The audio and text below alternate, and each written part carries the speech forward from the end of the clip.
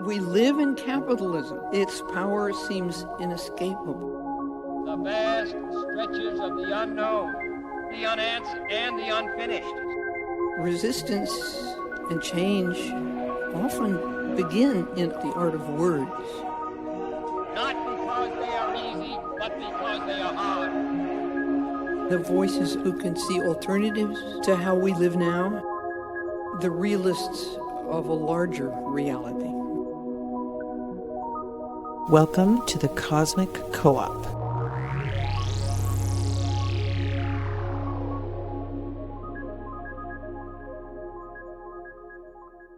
Hello, friends. We are back.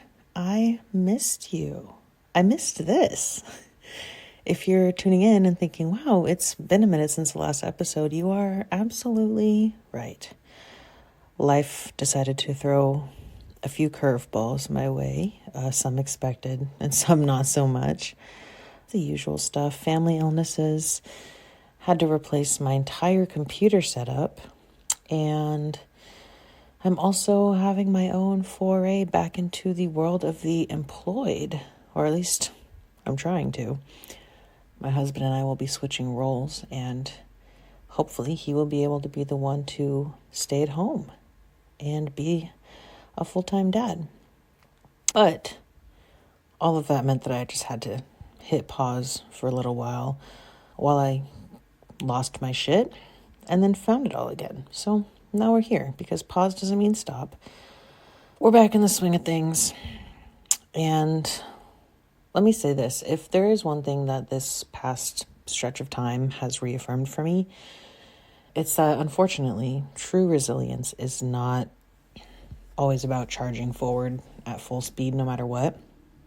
And this is hard for me, but sometimes resilience really is saying, you know what? I need a break. Adjust, regroup, come back when you're ready, let the work continue in its own time.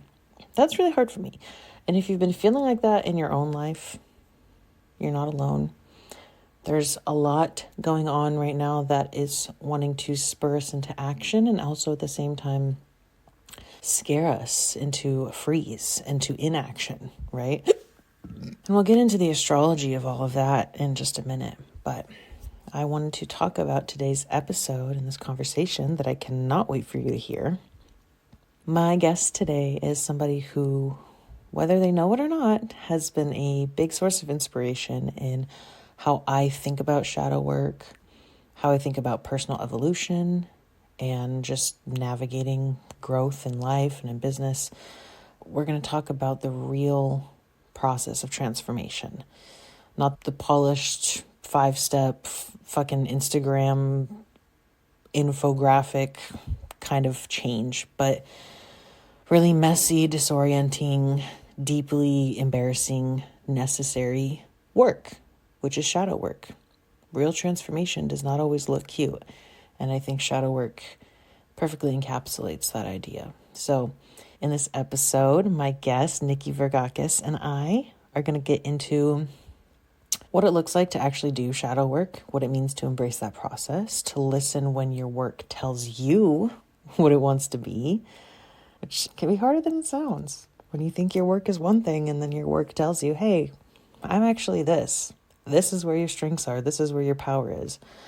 Whew, scary. But we're also going to be talking about building a life, building a business that actually aligns with where you're going and not just where you have been. So if you don't know Nikki, she's also known as the queer shadow work witch, and she specializes in the art of cosmic self-discovery. And the way that she does this is showcasing her skills through guided hypnosis, astrology readings. She has her own podcast called The Liminal Lounge. We've been colleagues for a few years at this point, like going on 3 years, I want to say. And Nikki has been someone I've been really honored to grow alongside, and I am just really thrilled to share this exchange with you. Before we get into all of that, I do have something very exciting to share with you. I am pissing myself with excitement to share this with you. I will be speaking at the upcoming Business Magick Summit 2025. And this summit is all about bringing together intuitive entrepreneurs, witches, healers, creatives just people who want to build businesses that are not only profitable, but also aligned with your values, ethical, and even fun. If you've ever felt like traditional business advice doesn't fit you, this is going to be your space. My session, my talk, is going to be all about shame alchemy, which is a concept I've talked about for a couple of years now, but I've been working with more and more lately, personally and professionally.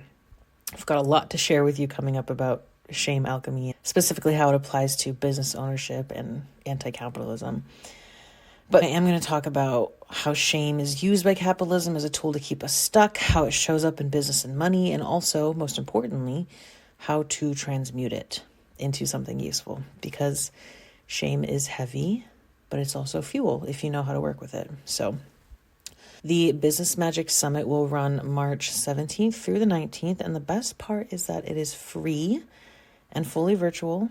You can join from wherever you are. If you want to sign up, I will have all the details, everything you need to know in the show notes. I would love to see you there. And speaking of slowing down, this brings me to our Astro Mission Log for this episode, because as I've been sitting here with all of this, it's just really extremely clear that Mars retrograde in Cancer is embodying all of this energy right now. Mars is so fucking slow, like stationing retrograde in Cancer right now. And this is our action planet. This is our guy, our push forward energy. And Mars is been moving backwards in Cancer, where Mars does not do well. It's a really emotionally attuned, connective, home and hearth centered sign. So Mars retrograde, especially in Cancer, is not about applying more force. I cannot be more clear about this. It's not about applying more force. Even though we're getting towards the end of this retrograde, Mars is about to station direct, there's still a long road ahead. So this is still about recalibrating. It's about recognizing when your usual methods of pushing through are not cutting it, and maybe they're not supposed to. So let's get into that.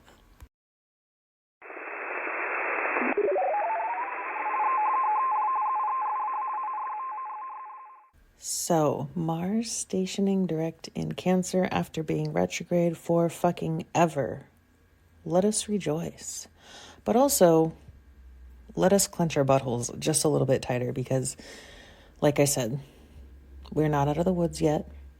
And this final wrap-up, this season finale, if you will, of Mars retrograde in Cancer as Mars stations direct and begins to move forward in Cancer does come with some disclaimers.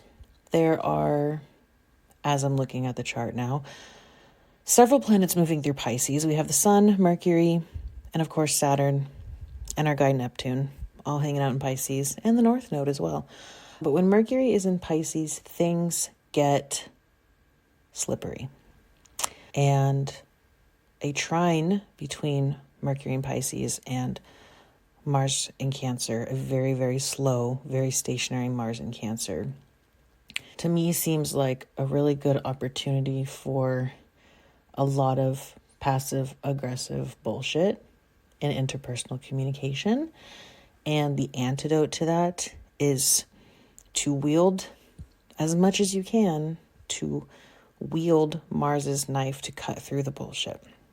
I feel like maybe this will ease up a bit as we get further into the month of February. The reason that it's important to cut through the bullshit now, early on, is because next month in March, when we get all these retrogrades that start happening in Aries, that passive aggression will just turn into regular aggression. And Venus is going to dip back into Pisces to kind of, let's say, check our work a little bit, especially in the realm of our relationships and how we've been connecting to people in this time. She's going to come back to Pisces and say, how did you guys treat each other while I was gone? How did you solve conflicts? How did you connect with each other? Venus is exalted in Pisces. She's like, okay, let's do some fucking connecting.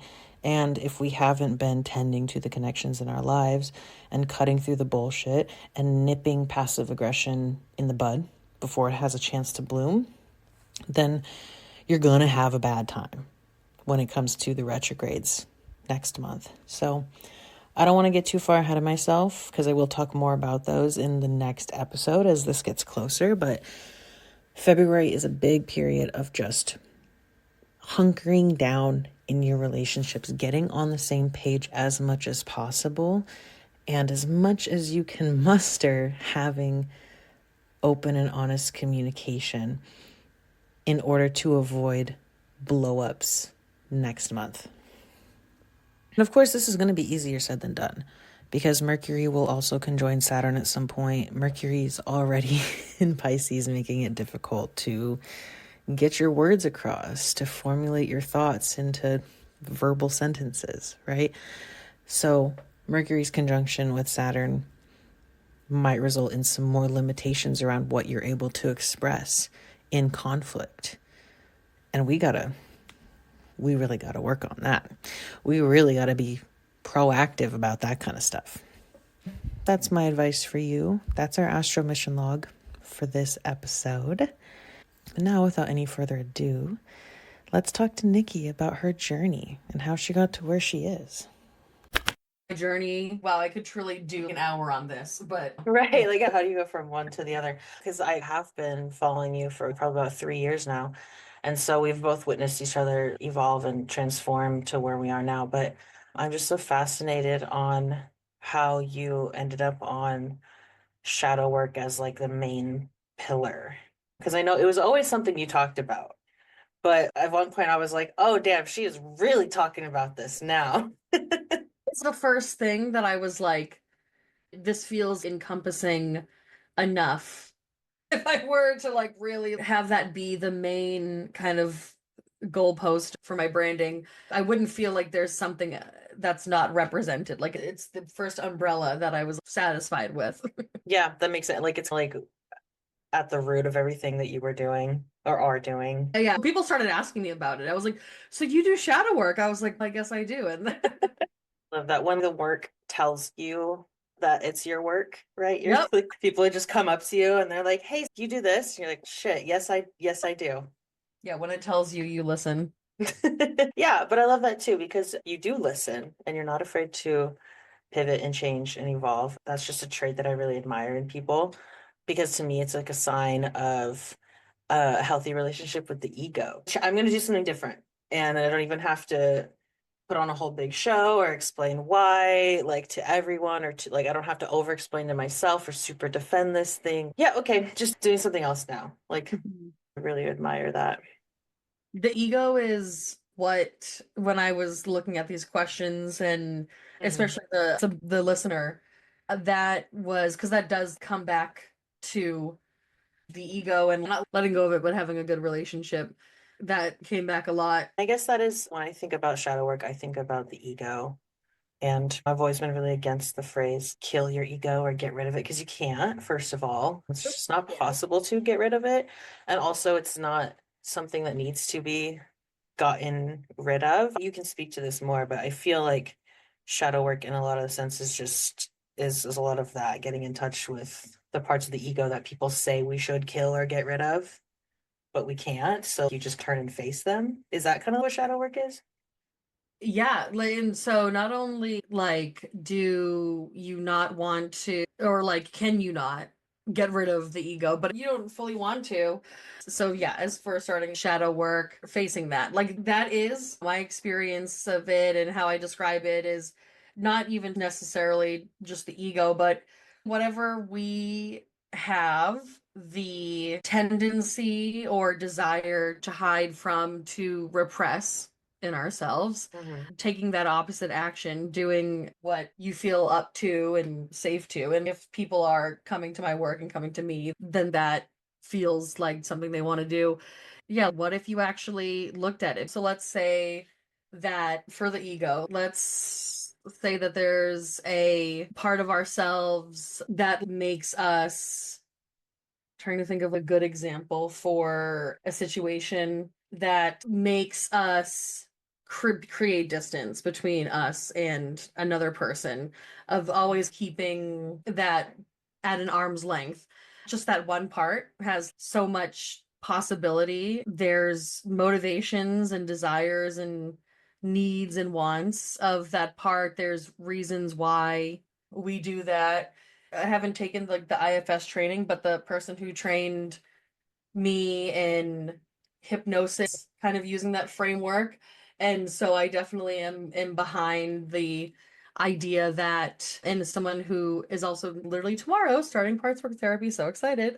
I wanted to start it because when somebody was talking about their experience with it, I was like, oh, that's in a different way what I do with my clients. Each of these parts is their own conscious Yeah, like their own entity, basically. own entity. So then you can look at that part like, okay, instead of just sending it away or running away from it, let's explore it. Have a conversation with it. Let's Mhm. poke it. Let's spin it up and see what's inside. I have this friend and we always talk about like the colorful in-betweens, which connects to like the liminal branding that is in my work. Whenever I'm saying the word liminal, I'm talking about these like colorful as opposed to gray areas, Yeah. gray colorful areas. But if you do that, then you could see that there's something useful in that part. Yes, it wants to create that distance between you and that person. That's the part that we're looking at in this example. It's just needs to be like redirected. It wants to create that distance for whatever reason. It has its reasons. 100%. No, this Yeah. makes perfect sense because I'm not currently doing it, but I did IFS therapy for about 7 or 8 months last year. It was great. And when you were talking about this, I was like, I know exactly what she means because, for a personal example, I think this is what you're talking about. I have this part that we located. This part for me is about like 17 years old. So, like my 17-year-old self. And the thing that she leans into, creating distance between herself and others, is always believing that she's right no matter what. Because growing up, the experience was her reality was always questioned or denied or belittled, right? So over time, what she developed as a defense mechanism was like, fuck you, I'm always right. Don't question me. Don't push against anything I say, especially when it comes to my feelings. And for a long time, that was when I was not really aware of that going on. It was something that created distance in my life. And before I could really identify where it came from, and the way that I redirected her and the job that I've given her, because we also identified that my 17-year-old self really likes praise. She thrives on praise. I utilize that specific part to help me when I'm writing. Mm. Because when I doubt an idea that I have or I'm starting to question myself, she comes in and she helps me find the reasons why I'm right, basically. She's no, actually, and that so it helps me find supporting evidence for the things that I say. And then she also gets the benefit of praise, right? Because I go and I post what I write and the likes and the comments. That's really great for her. She loves that stuff. I totally get what you mean. And it's a really simple example. And the emotions of a 17-year-old are sometimes in a way a bit more shallow. We work with them. It's something that, yeah, for a while caused me shame and I wanted to turn away from. But now I'm like, no, she's great. She just has a job. When I'm having like an adult conversation with my husband or a disagreement, that's not when she gets to come out. Yeah, it's the redirection. This part that always wants to be right. It would be so not productive, and it gives us more shame. What, in my opinion, is an unproductive way to go about this kind of work is when you identify these parts of yourself, or if you're doing this work and you're calling it a part of yourself, but if you're like noticing a habit and a behavior, if you're not doing it in the context of this work and you can't get a handle on it, it feels like it's happening to you. But if you notice this habit, this behavior, and then you're able to slow down and really look at it, then it's not, oh God, I always have to be right. Something just happens and I just can't help it. And I have to get rid of the self. And then you start to shame yourself and beat yourself up over it. If you're not looking at it and working with it in a way where there's an opportunity to turn it and redirect it, give it another job. If you're just looking at, I am wrong for having this Right. subconscious behavior. I am wrong. Like, Yeah. Yeah, then basically you're just going to beat yourself up over it, and shame is going to just continue to pile up. And shame is also a huge underscore of all of Yeah. this. I could call it shame work as well. Right. This is where also it intersects with the world and the culture that we're in and capitalism and all of that. We really feel that if we admit something quote unquote wrong or something that we've thought or done, and it feels so tied to our social capital, which is and feels so tied to our actual ability to survive, then it literally feels like we will not be able to survive and sustain ourselves if we admit the tiniest wrong. Oh, yeah, no, 100%. I think a lot about this, especially in terms of like leftist spaces on the internet, particularly those really insular spaces on the internet, and how much performing goodness goes around because it's all based out of this fear. Because if you've witnessed the mob mentality of just a normal person, not a celebrity, somebody getting canceled, if you think it was a rightful cancellation or not, right? If you've witnessed that happen to a not rich and famous person, it will scare you because you realize that could happen to you, whether or not you actually did something quote unquote wrong. And so, yeah, what that turns into is like exactly what you said. That outcropping is like, I can't even admit when I have been wrong because I'm afraid of the backlash. And so then there's a lot of spaces that want to be about like restorative justice and these types of things. But if we can't address our own shame and the shame that we put on others, that's very basic. I've gone through the same thing because early on in this work, I got a reading from another astrologer, and they were like, I feel you, not intentionally, but you bait and switch people with your work, where you tell them it's going to be about money and astrology, and then it's really about shame. And I was like, oh, you're right, but nobody's ever just laid it out to me like that. That is what is happening here. Because yeah, capitalism, shame, it's a tool, and it all comes down to survival. And whether or not we like logically have acknowledged that, your body will know too. Your body can sense that there's a lack of safety in being seen, being wrong, or just like being seen trying, even. There's just oh my God, so much shame going on everywhere all the time. Yeah, everything that you said. So first, it's healing for me to. I actually haven't logged on to Threads. I'm just taking a big old break from the internet. I'm really trying for a couple days, but I love when I see you respond to someone, "Hey, you actually don't need to like be so like black and white about this." Because my message is something that's really important to me personally. And then like, I work with a lot of people that have in their own way these things, a part that just is, am I a good person, am I doing the right thing? Yeah. And being in other online spaces, just being an 11 house son, I've witnessed a lot of those normal people cancellations subconsciously, and then now I am aware of it consciously, and I think I even have talked about it publicly. I've really begun to work on that part of myself, but yes, that is a big subconscious what's on my mind when interacting and being in spaces. Now, in the last year, becoming aware of specific ways that it shows up. Wow, these subconscious beliefs that we're working with when I'm talking to people that aren't versed in how subconscious work works. One of the things I say is it's going to be a thing that you really want to do, but you just can't bring yourself to do it. It feels like there's this invisible wall up. And so it's a salve truly to see people actually finally have these conversations. And yeah, that we don't need to be so black and white about everything. And also, by the way, that's a tenet of white supremacy and a tool of Right. reading which I did in 2020, 2021, Tama Okun, the white supremacy outline. Yeah. Oh my God, I was like, oh, so this is like our culture. This is our culture of, It's literally yeah.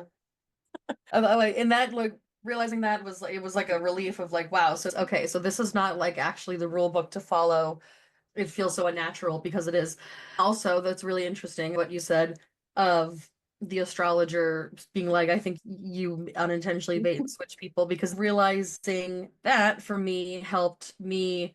It took me a long time. I can go through the journey in a more official way, but I started off 2019 from a social media manager and just kept peeling back layers, ending up here as a shadow work witch. But going from manager to consultant and coach to business coach, and then authentic business coach, and life and business coach, and then life coach, and then now here we are. I had the PR degree and I had those skills, and that's really all I knew, all I like thought I could do. So I thought I was had to be in that world. But I never got clients that were coming to me for the reason that they would go to any other business coach in that space. 2019 to 2021 kind of time, they were stuck and unhappy in their business. So they thought, oh, I just need to figure this out and then I'll make more money. But they always created a completely different business, or ended up quitting and going into a career, or discovering a whole different part of themselves. So I was really doing like identity and authenticity and shadow work. Yeah. And then I had some guilt at the time of like, why are my results ever like this person made a million bajillion dollars? But I was able to eventually realize these are very powerful transformations. I'm Mhm. helping them discover their true self. And then once they did, I think that's when shadow work really came online. Once they discover their true self, there would be some panic of, oh, so now I have to live in the world as this person, and there's a lot of internal and external shame and opinions about this. Mhm. Oh, yeah. No, that makes a lot of sense. And I would imagine that it's also quite startling for you, like being on the practitioner end of that, for you to also think that you're, for so long, that you're doing one thing and then suddenly realize that you're actually doing something entirely different. I went through that as well because at first I wanted the same thing. I wanted people who worked with me to get the results. I made my money or my business did this or whatever. And because of my like astrology genius, and I realized I'm not an expert in teaching people how to make money. That's never something I set out to do because I'm not an expert in that. But also, like most everybody could benefit from more money. That's a blanket solution to many problems. But most of the people who came to me, I was like, oh, you would actually just benefit from not beating yourself up so much about the way that you are existing within capitalism. It's like you said in the beginning, nuance became so important to me because I would have people like I had somebody come to me who was like, I just inherited a house from my grandmother and I'm disabled and unable to work. So I'm thinking about renting out the upstairs unit, being a landlord essentially. And they were like, I know that's so terrible of me, but I was like, whoa, we've got to hang on a second. I was like, we've got to really back it up here and talk about where is that coming from? One, like the shame. Yeah, you've been online, you've seen people talking about landlords. I've even contributed to that because I have my own resentment about corporate landlords. But at the end of the day, when we actually are talking person to person and we're bringing nuance into the conversation and we're addressing shame, no, you're not automatically a bad person if you're a landlord. And if that means if you are unable to work and you've suddenly come upon a house you weren't expecting to come upon and you're going to live in part of it and rent out the other part to give yourself some money because you cannot work, why would that make you a bad person? But they were just so steeped in shame about it that they had absorbed. And we had really had to sit and talk about like, where is that shame coming from? Where are you hearing these things? Because if you think landlords are XYZ, they're exploitative, they're abusive, whatever, but you're not exploitative or abusive, there's disconnect. What's going on here? How did these ideas become linked? How did we get here? And the thing that I also came around to a lot with people was like, shame is a tool, and it's a tool specifically of capitalism as well, because that keeps you in line. That lack of nuance keeps you from trying new things or being seen doing something that somebody might not agree with. It's become so black and white, and that's why I have to rail against it so hard because it actually has legitimate and negative impacts on people's lives. So thinking of that example of the person, the landlord, there were moments with myself when I think about this generally, yeah, you observe the conversations online and stuff like that. But when you're in a situation like this person, where you're considering what to do and the reason to not do it is a voice, a presence from people who don't know who you are and aren't like making decisions to appease people who aren't involved in the situation at all. Like, Exactly. shame is inner policing. So people who are who are abolitionists, framing it as, yep, so actually our shame is a way that we've internalized this carceral culture that we live in. Exactly. And then zooming out, the work that I do with clients, the reframes I want to give through my content of zooming in, zooming out, and in training we called it chunking up and chunking down. That's a zoom out moment, because you're really in that moment where you're like, yeah, I want to be a landlord. What if one person online finds out that, and then they don't have all of the context of my life, and then they're gonna yell at me? Zoom out and be like, okay, so what's actually happening? I have this opportunity, and I'm living with these disabilities, and I want to support myself and live a good life. And I know also that I'm have intentions and values of how do you treat people? Do you treat people badly? No, you don't. Also, having those realizations leads into doing stuff like parts work, shadow work, all of that, because you're acknowledging voices and perspectives that you're operating from, but that are not your own. So then it's also very easy to transition to something like shadow work from there. Yeah, I'll share this in the show notes too, but I have a PDF of all of these characteristics that I put in the very beginning of my course, my anti-capitalist astrology course, as part of the like preliminary information. So it was like, you need to understand that we're going to be talking about everything's basically going to come back to these things and illustrating the way that capitalism and white supremacy culture are besties and why they work together. And yeah, either or thinking is right up here at the top. And that's the thing that, I don't know, it just set something off of me. Maybe it's like the Libra in me, but I'm just like, I can't do it. I can't. One I think about a lot is the right to comfort and how much that shows up. I live like deep in the suburbs of, it's an affluent neighborhood. I'm in an apartment complex, so we're not the richest people in this neighborhood, clearly, but there's lots of lawns. There's a fucking golf course that cuts through the middle of everything. And I think about what it means to be in these kind of insulated communities, and the right to comfort shows up so strongly in like the suburban setting in this country.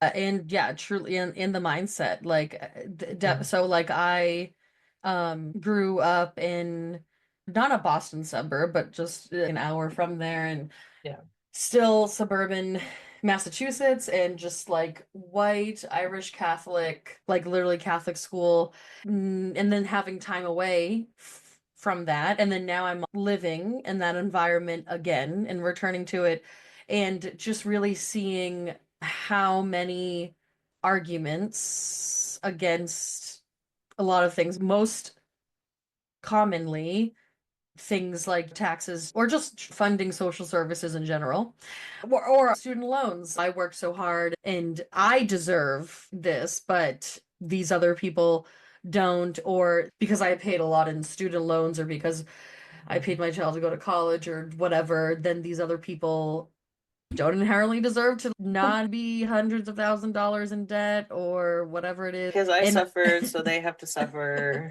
We all have to suffer. And I have asked people in my life that I'm talking about these topics with straight up, so do you believe that people just inherently, no matter what, just from existing, deserve stability and comfort and all of that? And I do get no's.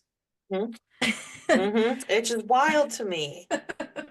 It really, that's so disturbing to me sometimes, because I'm like, okay, I try to find something that I could fundamentally agree upon with some like this, I'm talking about like in-person conversations.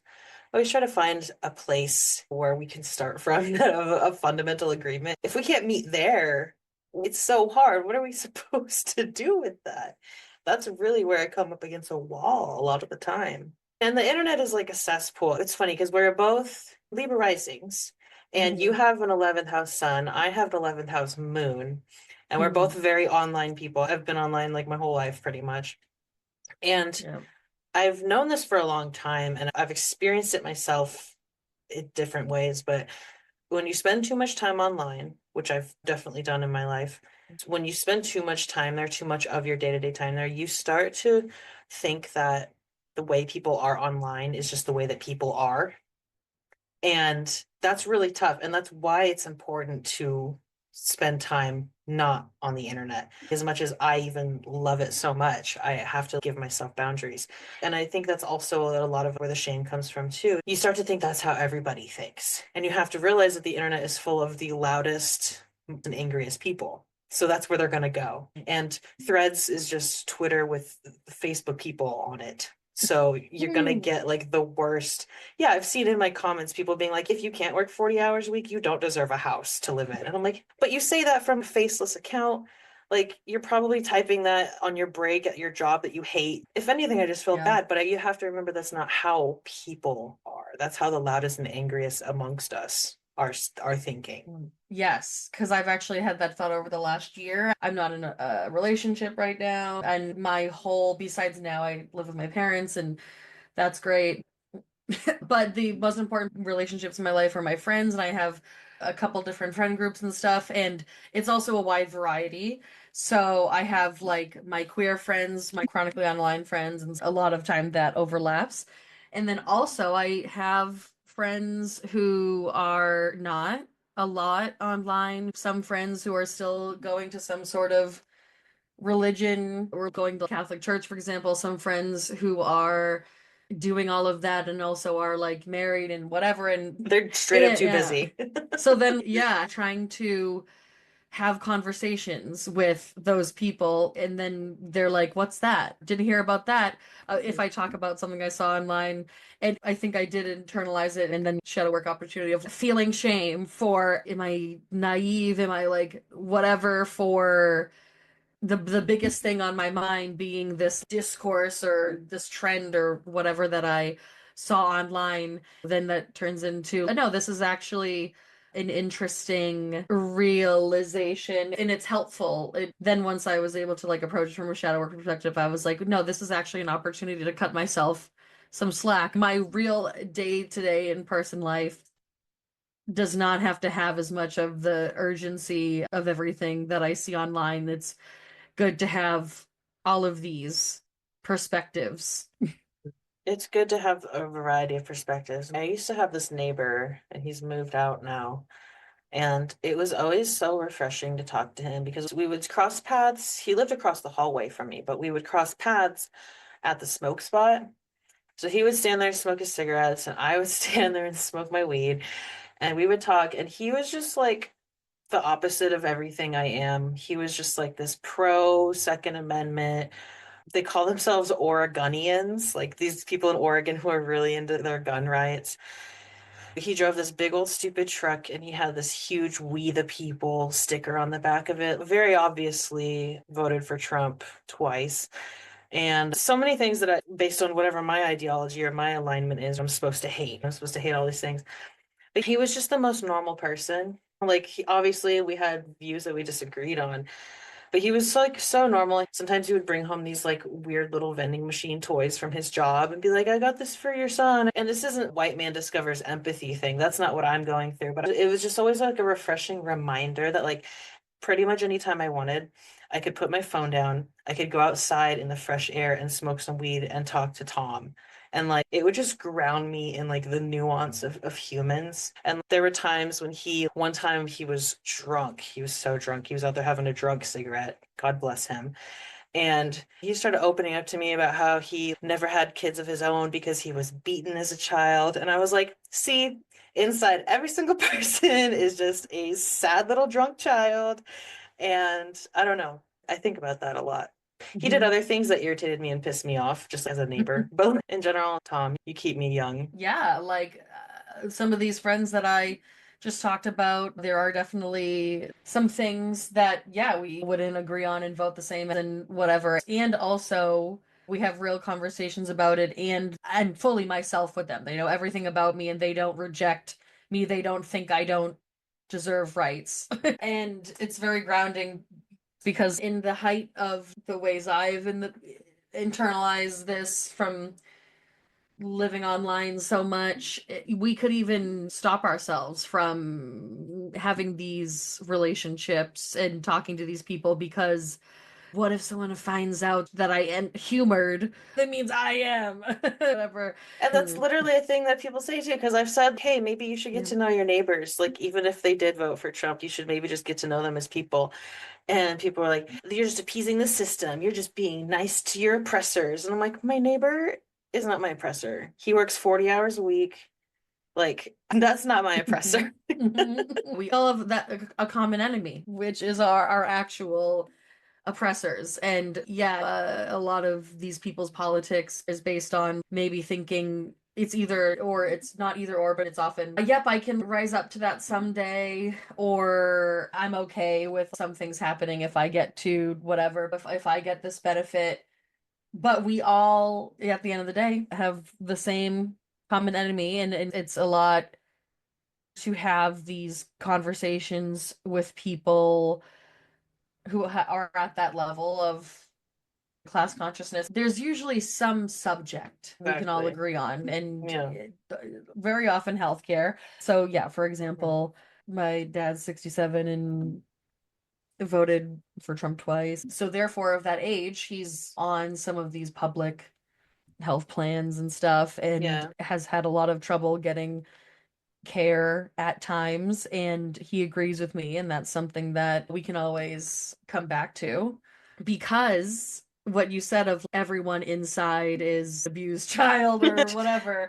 It's one thing that really brought me to, in my business, the place of shadow work, is seeing that part of myself and admitting when it affects my day-to-day life from 2021 up until now. And now I'm seeing many other times before, but it was just unavoidable things that happened in my life. A lot of financial stuff, a lot of debt stuff, and just being in places financially, therefore being in places in my life that I quote unquote never thought I would be in, and that I thought I would lose every social standing or self-confidence or relationship, or lose everything if I was there. And then those things happened to me. And when I was able to do shadow work and able to be honest about it, just met with love and support. And now the only time I haven't received support is if I'm the one blocking it, if I'm not being honest or whatever. Prior to that, it was like my ED healing and body image journey. And then it was my business, the vehicles for me to actually break down my own walls. But prior to that, I didn't know that I was operating in a way of like keeping up facades in a way, which it also takes shadow work to admit that. So now I know what has happened to me in the past and my youth and currently. And since really admitting that, it does sometimes feel like I'm walking around as that inner child. It is an interesting experience to walk around as that version of yourself, but also perceive the world as that, because then I can see how everyone else is as well. I can see that in other people too. Yeah, absolutely. It's like that it gets worse before it gets better kind of thing. Not that it's getting worse to walk around like that, but it's just you're suddenly so much more painfully aware of everything. And I think that's obviously probably a lot of, besides just the fact that shadow work is by nature scary to people, like it's obviously the things we don't want to confront and you're going to confront them. So that's scary in and of itself. But I think the other part too is like when you do open up that acknowledgement, it usually opens up a lot of other things, usually the floodgates for all kinds Yeah. of emotional processing. And yeah, that makes a lot of sense. I guess what I'm curious about for you personally, do you feel like somebody could do true effective shadow work, especially as a business owner, without also addressing capitalism? Do you think it's like a natural evolution for that to just lead somebody towards being anti-capitalist? Is that something you've witnessed? That is a really interesting question. That is definitely something that I've witnessed, and it's led me here. So I don't think I could do that, be on that journey without getting to an anti-capitalist place, because I really see it as layers. So the more layers that you uncover and poke, what a subconscious session will look like with me, or doing this work in myself, is just continuing asking why, like a toddler. Like it's all. Then if you just keep asking enough of the whys, Mhm. I think that if you're doing it personally, you can get to a certain point, like, why do I push people away? Because I'm afraid of XYZ. Why are you afraid of XYZ? Maybe then you connected back to a certain event in your life. And for me, that's great. That is effective. And if you want to do this in a whole other level, then it's also so much more effective to not only get to the bottom of that, the end of that thread, not just with yourself, but then you yourself as a part of the whole ecosystem and world and society that we live in.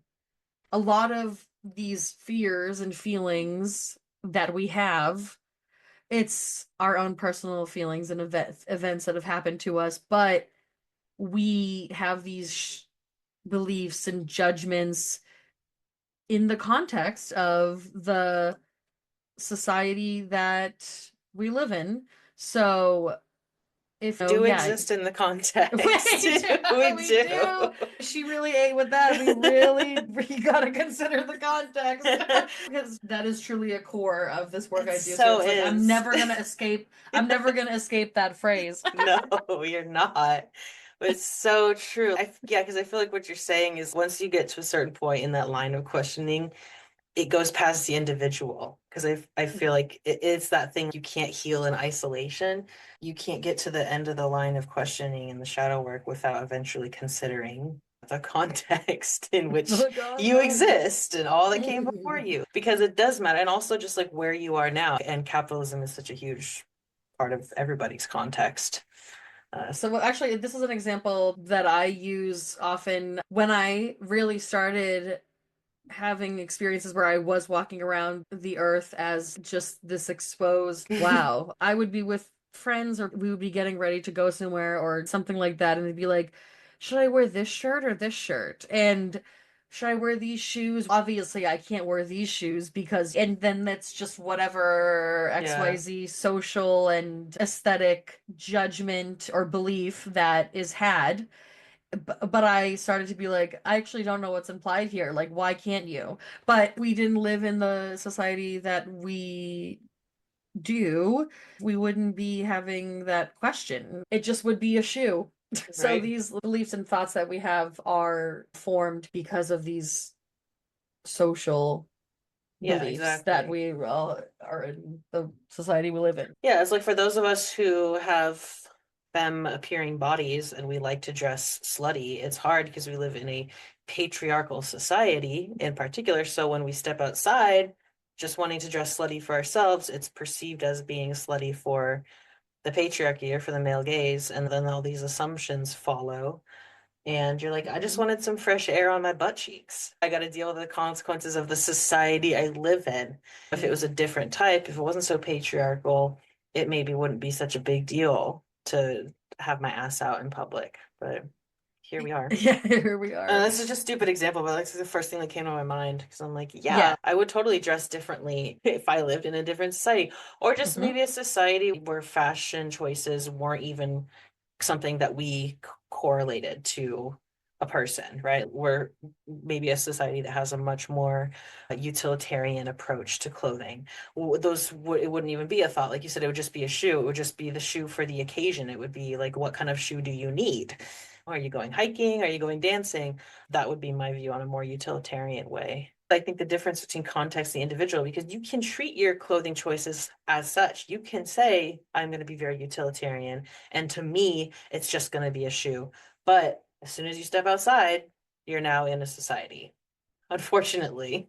Yeah, and when I was saying that people came to me thinking they were gonna learn how to like do better strategy and sales and stuff, and they thought that they had to do that specific business or that Mhm. specific strategy that they were doing because of all of these unspoken contexts. Maybe it was that they needed to or wanted to support their family or whatever, and they have been told that whatever business they were doing was more profitable. They looked around and they had a more creative or spiritual interest, but in their world, they didn't have any examples, or it was talked down on. They didn't have any examples of success of what they actually wanted to do. There was like an overlap of me getting trained in hypnotherapy and astrology and doing business, a little bit of an overlap there. Then when I started to do that subconscious work, and now this happens in the context of the work I do now, but yeah, it actually was to program, retrain their subconscious to not put as much value or to not see their current business and what they were taught that is the only kind of business that's going to work, not to see that as the only thing that's going to be profitable, to be, able to support themselves, and then to see what they actually want to do as possible. And I've had to do that when I switched into shadow work, and it took a long time for me to let go of any sort of like social media and business spin to I help people. And then I had to re show myself that this work is really important. The context of what is believed to be an acceptable business and not, and so many things to my beliefs. Yeah, absolutely. I was thinking when you were talking about this idea that to embrace the authenticity of the people you're working with and the business owners thinking that business has to be done a certain way or that it even has to be a certain type of business. Because I've talked before, maybe on this podcast, or maybe I've written about it somewhere, but something about being anti-capitalist is really just about failing at capitalism's expectations. If you think of capitalism as a set of expectations about your behavior, about how your life should progress and unfold, whatever it is, right? If you think of it like that, then you would have to then fail the expectations of capitalism, which is one, it's hard for people who aren't used to failing expectations placed upon them. That's hard for people like that, but it's also just hard in general because, like you said, there's a social aspect to it. There's family and friends. There are literal voices in your life maybe that can say it needs to be done this way, or this business is just so much more profitable, therefore you have to do that one, right? Because it's the one that makes you more money. And so the first step that you even have to take there is to fail the expectations of those closest to you. And that's like the scariest thing to do. And that's really hard. That's, I think, even bigger and harder and scarier than like capitalism, even though your survival is tied to capitalism, like failing the expectations of those who are closest to you is so scary, but I feel like it's a necessary step. I've been noticing this recurring theme a lot in my conversations about anti-capitalism being not even like a reaction or a response to capitalism, but just a rational conclusion. It's just the place you would naturally land at the end of many different lines of thinking. And that's what I feel like it is here, because shadow work is addressing shame, it's addressing the ego. And then to address shame, you obviously have to address capitalism. So it's a tool that capitalism uses to keep us in line and to keep us producing shame and fear. And so then the rational conclusion to break free of all that is, yeah, you're like, I have to be outside of this system. So I have to find a way to, I don't know. Do you feel that way? Do you feel like it's a rational thing, at least for your line of work? Do you feel like it's a rational conclusion? Yes, I also love what you said there. Like for capitalism, yes, if you start to pull one part of the thread, if you just keep pulling, then it's a rational conclusion. Because, yeah, what you do realize is for some people, it's going from, I'm going to beat this game, and then you realize, oh, there's no There's no beating the game. And yeah, really in this context, in this conversation, on my side, it's shame from disconnecting from keeping up this perfect image facade or hiding or not being your true self. And the other side, it's capitalism. So if you start, which was my journey in business and identity and life and body image and everything, once I started to pull the thread a little bit, first it was like, okay, I don't need to like have this specific kind of body. I can have the body that's natural to me and that I have when I'm healthy and nourished. And sure, I face quote unquote consequences, but I also don't really care what someone walking by on the street thinks of my body.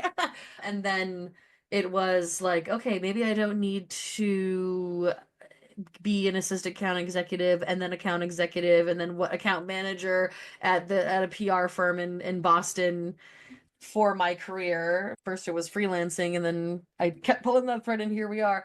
But the more that you do that, all right, I don't have to be in this career, look this way. I don't have to constantly appease and please the people around me. I don't have to not have any boundaries. I don't have to listen to the same kind of music as everyone. I don't have to hide my gender and sexuality identity. Keep pulling those threads, which it's like pulling away what you thought you had to be and then stepping into and finding who you are. Yes, it's a conclusion that makes sense. If I want to be truly satisfied with my life, then I can't like be hiding any part of myself to appease this system that I'm in. Yeah, like it's incompatible with your authenticity. Yeah, It's incompatible with so many things. I think we're even conditioned to think this way, that betraying your authenticity is just what you have to do. But the radical conclusion is I shouldn't betray my authenticity. I don't have to do that to, it'll be harder in this world we live in, but that's worth it. Yeah, if it asks me to betray my authenticity, then it's probably not worth it. Mm-hmm. That's something I had to accept when I was in the MLM that I was in, because it wasn't that doing business in that way was really incompatible with me. At the time, I was okay with going out and recruiting people, but it was funny because now I have a lot of different reasons why it didn't work. But the thing that actually broke the spell for me was the incompatibility culture-wise, because I always just had to put aside who I was in those spaces, even though these people were really genuine and person to person, my upline or whatever, like they're all really genuine, sweet people, and I don't think they had ill intent in their hearts or anything like that. But I just could never be myself in those spaces. I couldn't be my full queer weirdo self. It was very much dominated by Christians, even though their stance was like, we're not an organization for Christians. It was like 98% of you are, though. And they would say things like, oh, anybody can be successful in this business, anybody can. But then how come everybody I see who's advancing, who's walking across stages, is always like able-bodied, beautiful people who don't have developmental disabilities, or it's not to say that they didn't have anything working against them, but I was just like, you're telling me that this is for everybody, and you're telling me that anyone can do this, but there's a very limited amount of people who are here and doing this, and that they all have some certain characteristics that I don't have. So it was a culture that really broke the spell for me. But that entire culture also is very compatible with capitalism. They work together. So it makes sense that if you did identify that way, it would be easier for you to fall in line in something like that and to be successful because it doesn't question your authenticity. So in a way, yeah, anybody who's disabled, chronically ill, even if you're queer to some extent, you already know about failure in capitalism's eyes, right? You already know, you've already experienced it, you've already been doing it, just on the basis of you're not as able-bodied as whatever the norm is. You're already failing. So I like to offer that to people sometimes too. When we talk about that fear of failure, I'm like, you are already failing. So embrace that. Don't be like, oh, I'm so scared I'm going to fail. Welcome. Because that's what's required, I think. This is something that you want to fail. That part reminded me of pondering these questions, the notes that you gave me. I wrote connecting to humanness and being inconvenient to the system. And yeah, failing in the system, when I was describing of just walking around feeling really exposed, it was like the first time that I was, if my true authentic self was failing in these systems, but I knew that I had no choice but to embrace that, then that also means if I'm going to embrace that and be honest and not mask as something else, then I'm walking around interacting with the world as a failure of the system. And then realizing the strongest negative feelings, painful feelings that I had about that, again, were not coming from others. And it was compassion coming from others in terms of like friends and people who really no that the most painful things were coming from my self-talk and shame and projections and those parts of myself that were shame. What you were saying of the experience of being in an MLM that made you feel that way. That's really how I felt at my time in corporate PR and in marketing jobs, especially the culture of my first job. They were really nice people. But of course, it's still the corporate world. It was a PR agency. Some of that happened with our clients. But the people were nice. One I had was in a very corporate culture, but it was a healthcare nonprofit. Sometimes I feel like the direct care healthcare culture can be a bit more accepting, but I was in the PR marketing admin side of it, so it had that culture. This random thing just really stuck out to me. First of all, didn't have a Christmas break. Had to literally work Christmas Eve, but then I took time off because I had a family trip planned. So coming back from that, they were asking me how it was and how my Christmas was. And I was like, I made mashed potatoes from scratch, and I was so excited about that. And then one of these people's response was like, what, you don't do that every year? And the context that in my head was like, this was one of the last years that we had with my Nana who had like late stage dementia, and we really wanted to enjoy our last our who knows could last holidays with her. And there was stuff going on with the nursing home and getting her to our home. And if you have had to deal with that kind of whole system, if that doesn't radicalize you, I don't know what. Oh my God, yeah. And just emotions of like people in my family who are caregivers and just all of that. And so it's wow, I can't even say at least a summarized version of the little things are really important to us because we're often trying to coordinate getting my grandmother here, and it's really emotional for all of us. So it was a nice big deal. I can't say that because of this culture. And then you shame me for using boxed mashed potatoes in the past. No, absolutely. I had to pull up a couple of listener submissions for this one, but what you were just saying was really pertinent to the second one that I'd written down, which was how much longer until we as a collective care for one another? Repression is not a permanent solution. So how do we get people to meet themselves and show up with love? And when I first saw this question, I was like, brother, you're asking me. That's what I'm saying. Like, how do we get people to meet themselves and show up with love. If we can't get basic things down, yeah, I really enjoyed making potatoes with my grandma. A normal response to that would be, that sounds lovely. You're right.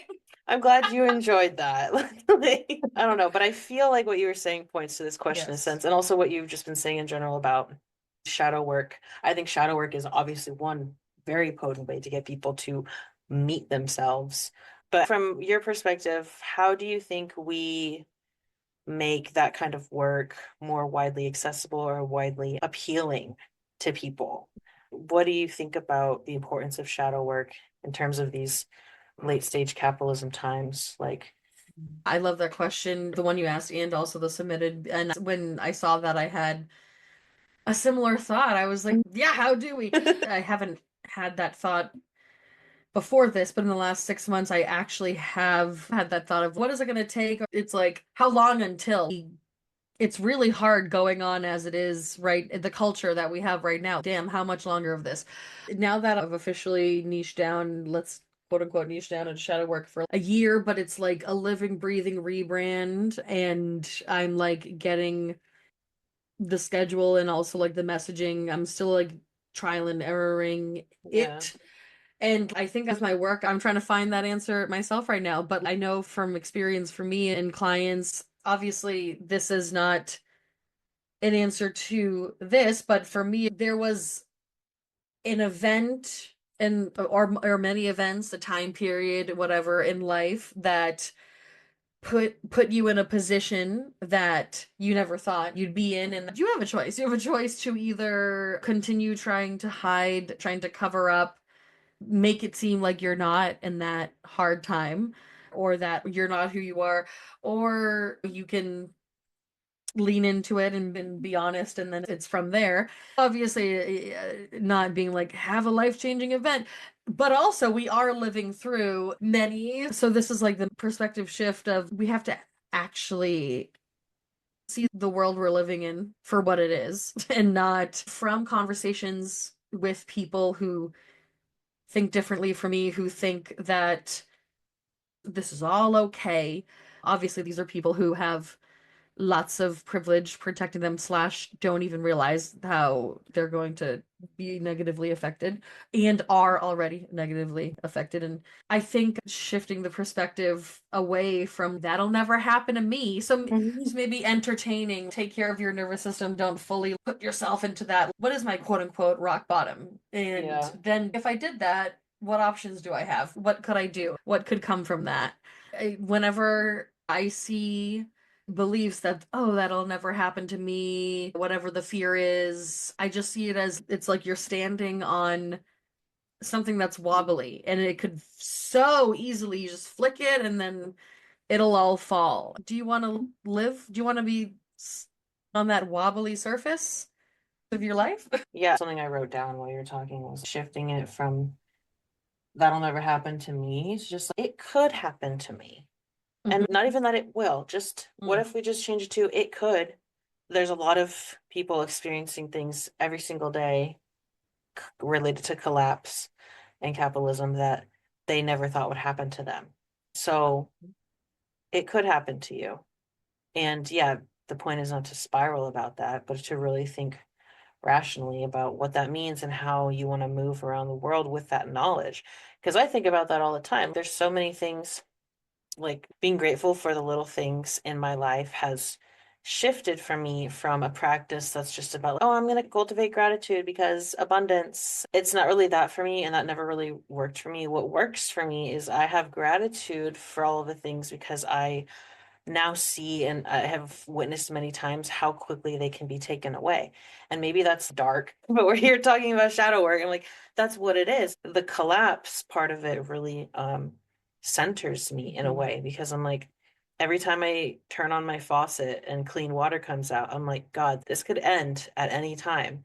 And I know people think it wouldn't happen. I know Richmond, Virginia recently had a whole water thing, didn't have potable water for days. And that's like, one of those things where you think, oh, it won't happen to me. It could happen to you. One day you could just not have running water.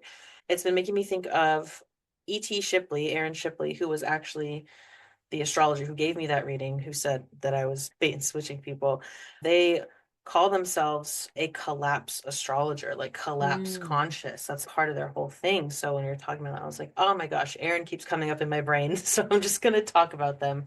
Gonna follow. Yeah, E.T. Shipley, they have a really great workshop on the third house and the sixth house in astrology about places of being places of care work and disability justice. It's foundational to my work, that workshop. And so they come up a lot, but this idea of collapse is big and scary, and we want to think it couldn't happen to us. But I think maybe that's also this person is asking a question about the collective. How much longer till we as a collective care for one another? And I think about what is the collective shadow work to be done here? What is that? And I do think that's maybe part of it. It could happen to me. That's like the shadow work that I do. Talking on the big global sense, right? The zoomed out version of that. That's the shadow that I approach and poke at a lot. What does happen when collapse arrives at my doorstep, if and when, basically. Yeah, and that last part that you said reminded whatever's in the air on TikTok. Because social media, yes, it's like such a cesspool. And then also, TikTok didn't begin in 2020, but a lot of people got on there. And then the shutdown was a moment of collective collapse and things that a lot of people didn't think would happen happened, not only collectively but also in their lives, health, and also job wise. And for many people, the 2016 election was a similar thing, and there's lots of things over time, but those are two big things. There's something to that moment of the sheer amount of people getting on TikTok and sharing resources and stories and coming together when this moment of collapse happened. And then there's been many moments of collapse that have been recorded and discussed on that app and on the internet ever since. You have to have both the personal and the collective. And even what I was just saying there of that moment, that time on TikTok, it was collective, but it was also a bunch of individual interactions. Even though one person making a video and then a million people viewing it and commenting is more of a parasocial interaction, but those million people viewing it, it felt like a personal interaction to them. Something tells me that we're gonna have stuff like that over the next 4 years. Also, what thinking about, I think this was the astrology podcast Year Ahead when they were saying right now, or like the next Venus retrograde was the like same exact one as 2016, a new version of the Women's March or whatever, some sort of movement like that will come up. I think capitalizing on that more by not just having the mindset of this is happening over there or this is happening collectively, but actually taking that and trying to implement it into practice into every part of their life, not all at once. That's a lot, but starting with different parts of like your interpersonal, your friendships, your relationships, how you view your job. So being a part of a collective movement, but also how does that collective movement change how I interact with people in my life every day? How I view Absolutely. myself and the world. Yeah. Yeah, there's definitely a balance because I was thinking about what's different between now and 2016. The last time we had Venus retrograde in Aries is that this time we will also have Saturn in Aries. We didn't have that last time. So there is, and I've been thinking about this a lot because a couple days ago we had Venus Saturn conjunct in Pisces. And I was thinking a lot about if you really boil them down to one word each, like Venus is connection and Saturn is limitations. So it's not the way that Mars is severing connection, because that would be much more personal. It's definitely limitations being placed on our ability to connect by larger outside structures, right? Because that's what Saturn represents. So I definitely sense that the collective has to be considered within the personal, I think now more than ever, because we are seeing that the power structures in place are catching on to the ways that we connect with each other, right? And the ways that we organize and educate each other. And they're obviously catching on. They're also doing things to protect their own financial interests because all these platforms are owned by billionaires. I don't know anything about TikTok's owners, the alternative being the meta platforms. right? Because there will be limitations placed on our ability to connect, we then have to push even harder, right? We have to maintain that line of connection and to not give into the severance. Because even though Mars is not present here, Aries is still ruled by Mars, and it's going to be in Cancer still during this time. So it's going to be really tense. And I feel like that's also the thing I've been saying ever since the election day, this last election day.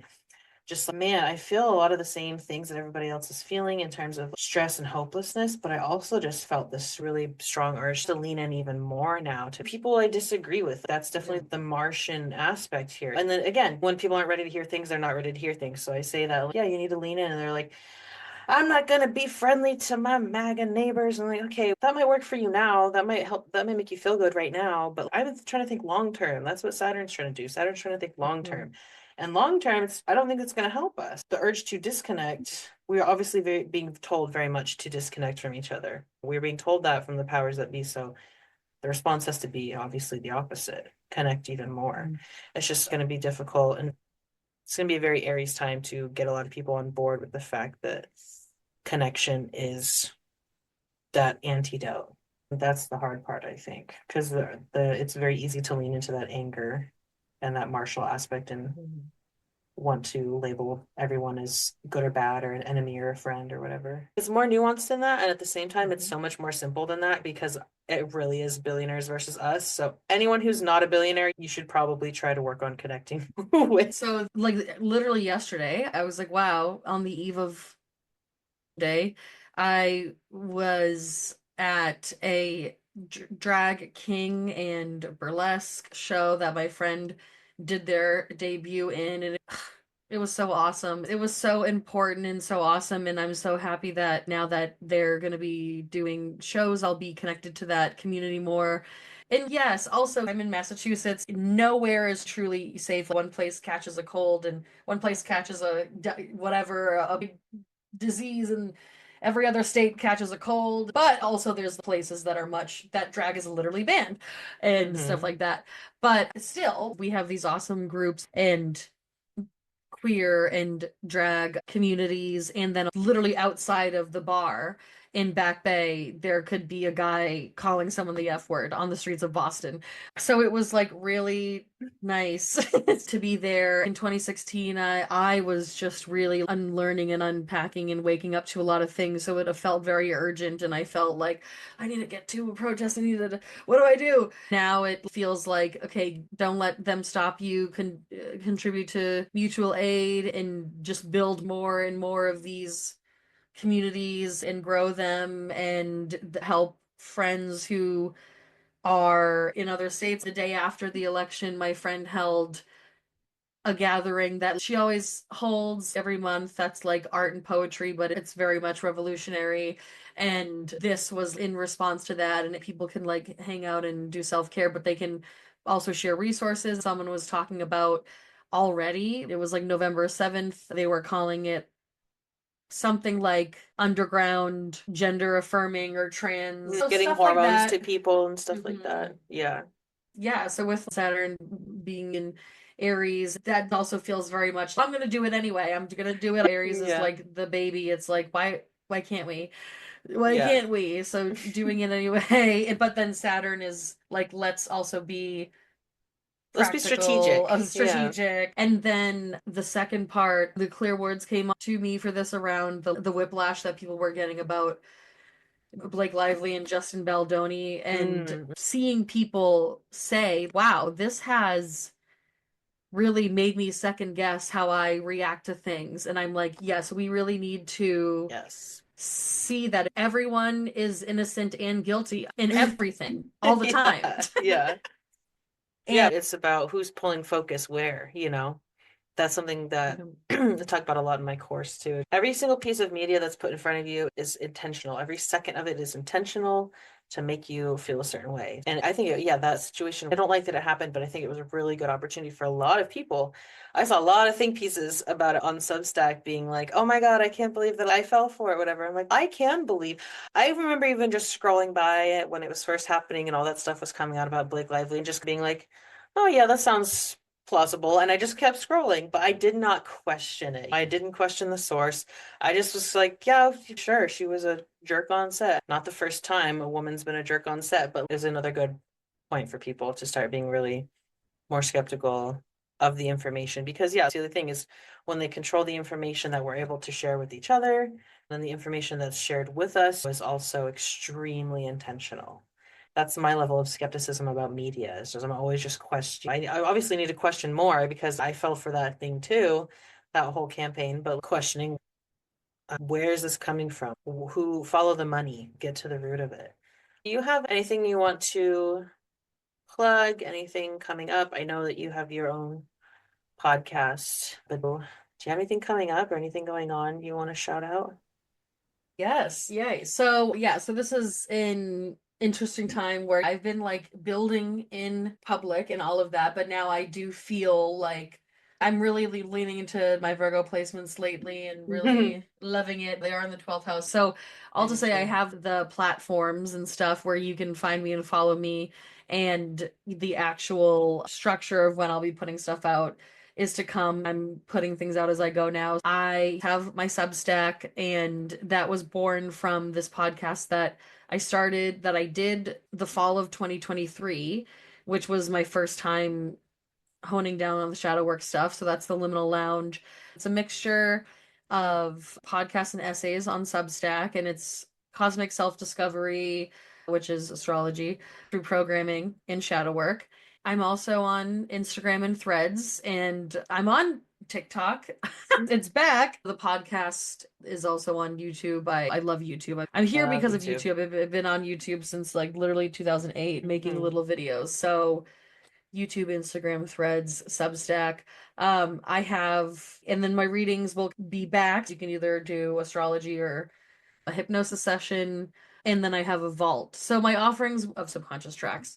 So offerings will continue to grow, but that's where you can find me. I love that. I love how much you do. I know you said you have a niche down, but I love that you still have a variety of expressions. Because again, 11th house people, I'm like, yeah, I'm just gonna be online. I'll be online until they turn off the internet. And my moon's in the 10th house. Yeah, I'll be online until they drag me away. And yeah. I will be online until the cows come home. That's for sure. I hope you got a lot out of this conversation. I know I did.